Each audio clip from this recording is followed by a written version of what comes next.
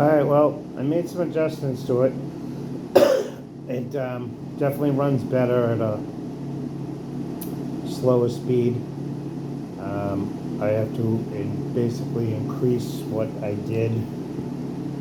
The spacing on the rear set of drivers that I had is slightly off, so I had to bend the rod just a sliver. See that? How it's kinked? To shorten it a little bit, and that basically fixed the problem. I gotta do a little bit more tweaking on there.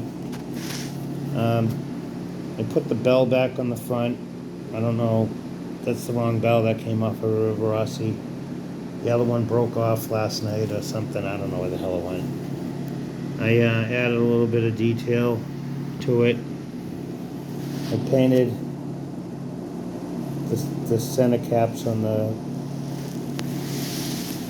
back, the rear truck, and on the tender. I added, for now, because I'm going to put lights in this, I just painted them on. I don't know if you can see it. I don't even know if I'm going to add lights to this thing. It's just kind of it was an experiment. I added the hatches on the top of the cab that I made, just to try to kind of finish it off. So we'll I think we've got 13 cars behind us. We'll just pull some trains. I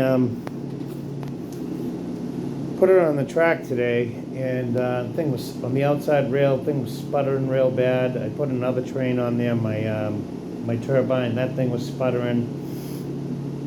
It gets so hot and humid up here. It's really the first time it's happened in a year, but the track was really polluted.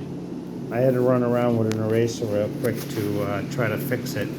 I mean, it was so bad that I thought the track was losing power. I mean, it was just really slow on the bridge and stuttering and sputtering, but it's a hell of a lot better. I gotta get some alcohol and clean it. See, the slow speed is a lot better. It's not chugging like it was before. It's pretty acceptable. I don't even think when this thing was brand new with the Bachmann chassis, I don't think it would have ran that slow. I definitely wouldn't be able to pull up 13 cars with weight in them.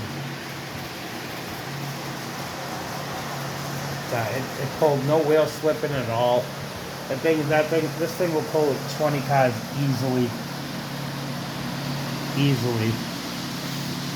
It was a little more than half throttle going up the hill.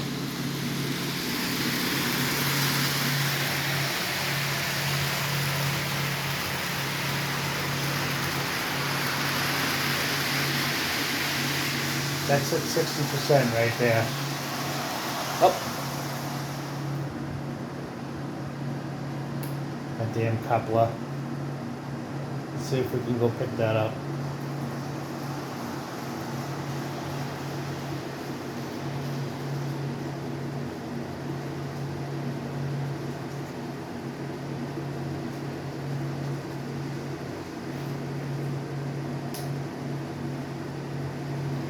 There we go.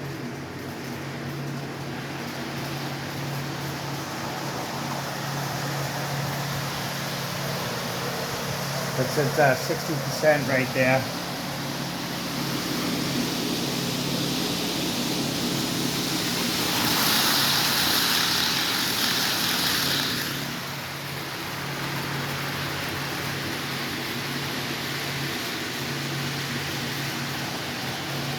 That's at 50%.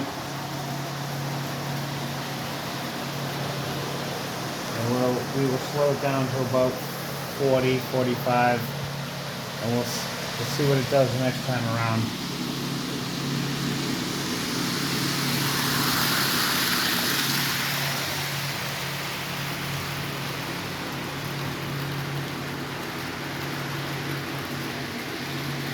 It's actually going up the hill right now.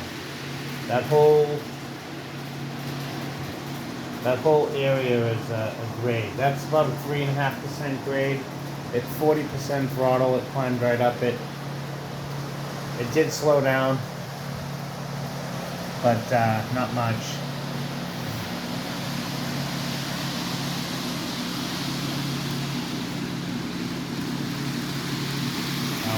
We'll run into 30%. We'll see what that's at. I don't know if it'll make it up the hill at 30%. The hill actually starts right there. We're actually going uphill right now. That's about a 1% grade, maybe 1.5.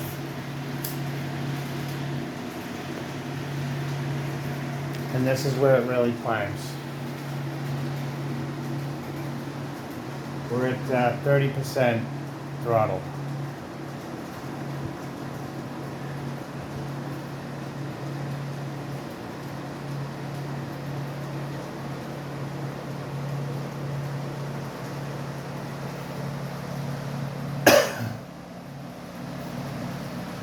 Now that blue box car and the Union Pacific coal cars actually have lead in them. There's a little bit of weight in those things. They used to derail, so I put chunks of lead in them. They're actually too heavy, but it's a good way to test the train. So that's at 20% throttle right there.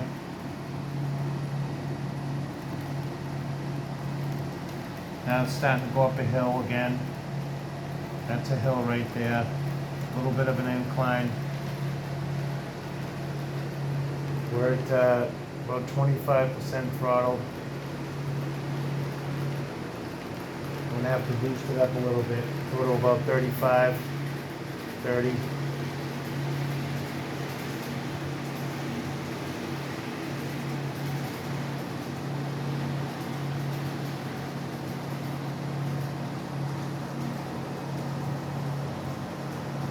See, last night when I was testing this train, without pulling any weight, going up that hill this slow, it would chug.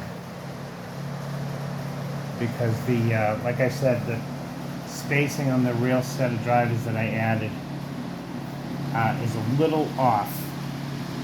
I had to remount that channel a little bit to drop the axle down further, because it was touching the track before some of the other wheels. And when I did that, I screwed up the spacing, so the axle was kind of flopping around, moving around too much. So I had to repair that. And when I did that, I screwed up the distance. So to compensate, I just bent the rod a little bit. But I paid like $25 for the shell, and I think $26 for the Rivarossi train that I chopped up to make this.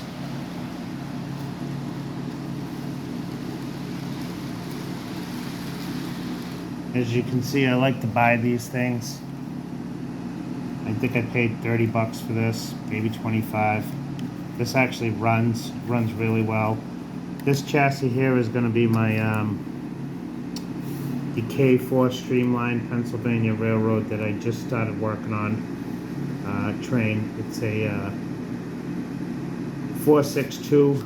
I will change this. This truck's got to get changed. These are the sconset wheels. I like these better. The actual wheels that were supposed to go on the K4 were spoked wheels. They were actually ugly, so I'm not going to use them. I'm going to use this chassis, but with an upgraded motor. Every time I see them on eBay, I buy them for parts so I can build all the stuff. Anyway, I'm probably tired of hearing me talk. We'll just run a few laps on this thing and we'll call it a night.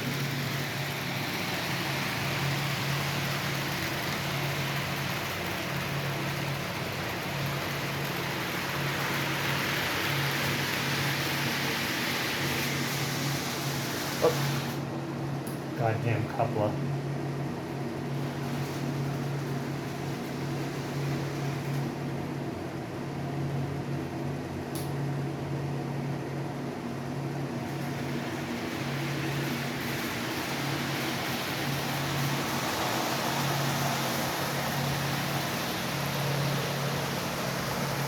Anyway, leave a comment. Let me know what you think. Bachmann made some interesting stuff. They're just, their older chassis were, even the newer ones, still had the cracking and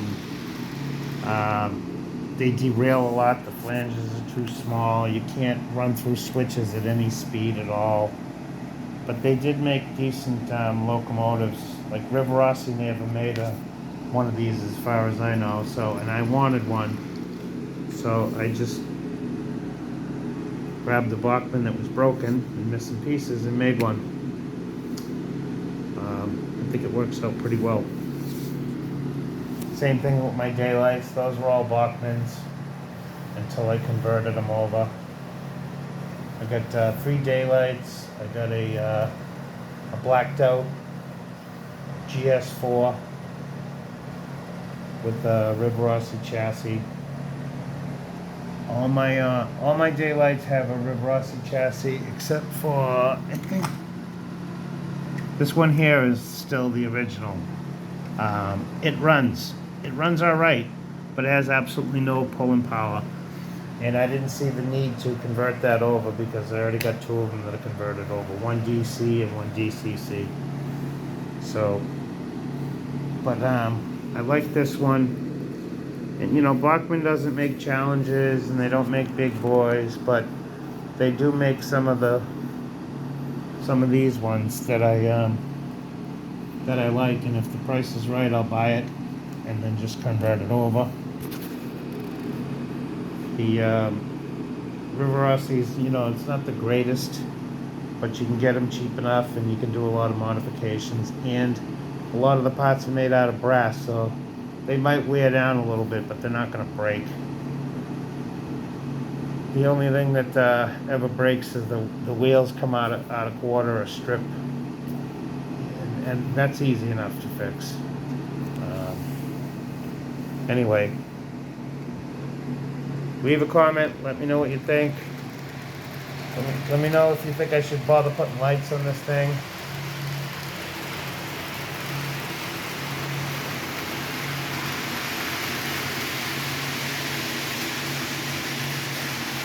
Thank you for watching and have a great evening.